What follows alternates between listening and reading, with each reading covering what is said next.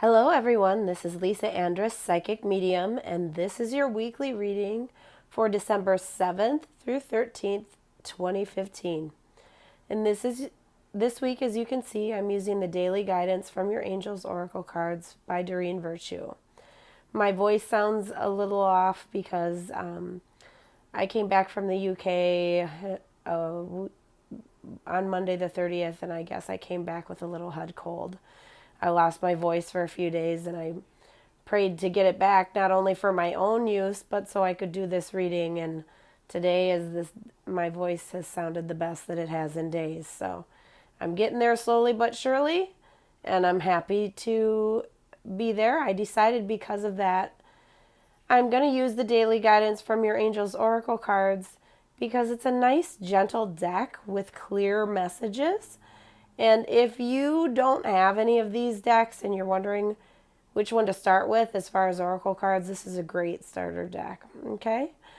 So as I've done previously, I have shuffled and pre-drawn the cards, and they just came out like very clearly, pop, pop, pop. So if you're shuffling the deck and you try to pull a card and it feels like it doesn't want to come out, it's probably not the right card. But these were just very clear. So let's see what the week has in store for us here. All right, the first card for the Monday-Tuesday card is Innocence, and it says, Beloved one, everyone is guiltless in truth, as no one can alter God's handiwork of perfection. Give us your feelings of heaviness so we can lighten your load. Give us any guilt, anger, or blame that may shroud your loving outlook. Enjoy the peace within your heart once more. Remember that no matter what you think wrong, you've done wrong, you are a child of innocence. So is every person on this earth, which is really difficult considering some of the tragedy that has gone upon this earth. They were showing me a picture as I started to read the card of, the fact that I just came home from a long journey. As I was comparing notes with my classmates from around the world, because it was a very international crowd. I was at the Arthur Findlay College in the UK, and there were a lot of people there from Sweden and Norway, and I had a classmate from Estonia. And it was funny because we were all comparing differences with our time zones and flights and whatnot. And I realized that I had a pretty long flight and a 6 time zone change flying back and forth. I would do it again in a heartbeat, but I guess it took its toll because, like I said, I got a cold and who knows where I caught it there. But it's a reminder that we're souls in a body, but we are very human, and we have to take care of ourselves sometimes. And sometimes when we don't do that, something like this will happen to slow your body down. But remember, you are innocent and you've done nothing wrong, no matter what it is that you're feeling guilt about, no matter what it is that you think that you or someone else have done wrong. Everyone is guiltless in truth, as the card says. Okay? Here's the card for the middle of the week. And this card is a good card. It says steady progress. We acknowledge you for the progress you've made in remembering love in your daily activities. We can clearly see the contribution you're making to the world through your thoughts, feelings, and actions of love. So you've come a long way. This is what this card says, and I think that a lot of us, I've talked about this in previous readings, we've had a hard time in the last few years. I've gone through so much change. It's like I've shed a skin like a snake would do when they shed their skins. And then some, we have worked really hard. And so what they're saying to me is, while you're impatient, waiting for your goals to materialize, remember how far you've come. Remember how much you've accomplished. Remember all of the things that you've been through, and know that your dreams will come true. They're showing me how I've moved a couple of times in the last year because I went from one apartment to another that I moved into one apartment because I had a breakup. Then I didn't like the apartment, so I moved again. And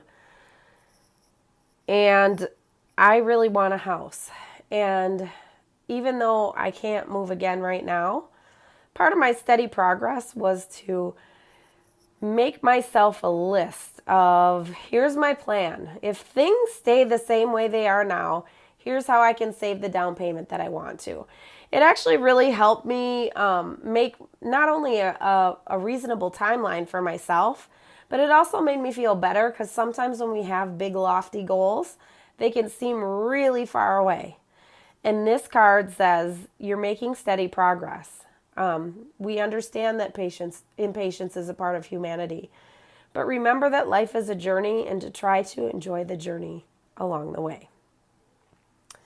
All right, and for the weekend, we have notice the signs. Yes, the signs you've been receiving are heaven sent. We drop feathers, coins, and other signs upon your path to remind you that your loved ones are never alone. Okay, so here's what I was getting the entire time that I read this card. So I was just at a class, the first ever that I went to in the UK at the world-renowned college that I was at. And it was very interesting because in the class we were all split up into groups of 12. We all had different tutors that were, wonderful mediums and people and teachers.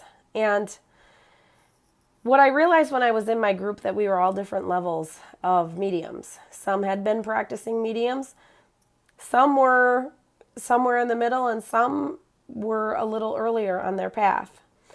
And it was funny because one of the people there that was a beginning medium, I would say, ended up giving me one of the best readings that I've ever had in that week. And the reason why I'm talking about this in respect to the Notice the Signs cards is the signs that you've been receiving are not made up. And that's kind of what I said to her, Anne Marie, that gave me this beautiful reading, was this is amazing. This is one of the best readings I've ever had.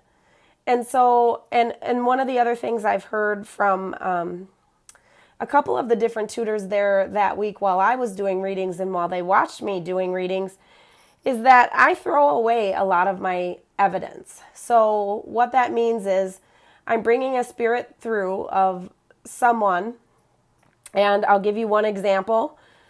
I got up because it was a platform mediumship class in many ways, and I got up on the platform and I said, I'm getting somebody that is showing me gambling. So either he was a gambler, he was in casinos, etc.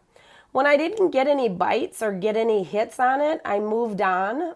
And when I found out later, when the reading was complete, and I brought through some different things and still did a good reading, but because I was in a class, the tutor gave me feedback, which is something I'd heard earlier that week, which was don't throw away your evidence. And what I found out later when the person that was her loved one that came through said, we used to work at a place with slot machines, or I think she called them fruit machines, which is perhaps what they're referred to there. I know them as slot machines. And so they weren't in a literal casino, but then of course I could see the connection. I could see what they were trying to give to me, and I threw away my evidence even though I noticed the signs and they were clear to me. So that is one example that every day we get information, we get intuition. Even if it's something as simple as don't take that road to work, and then we do take the road anyway and there ends up to be an accident or a traffic jam that makes us late, right?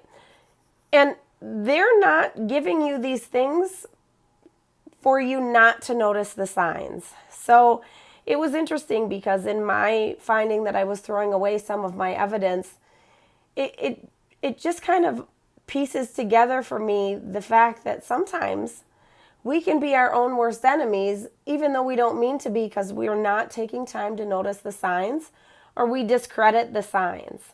And remember, you're innocent, you are a child of God, but Some of those repetitive thoughts and feelings that you have are signs that, you're making steady progress. You're going in the right direction. Now, I did write a blog about my trip that I'm waiting for my editors or on my website people to get back to me to hopefully put on my blog on my website. So if you want to read more about that and you follow me on Facebook, I will post a link to it once it's up. But it's good to be back home. It's good to be getting better. And I hope that you all had a wonderful couple of weeks. And I'll speak to you again next week.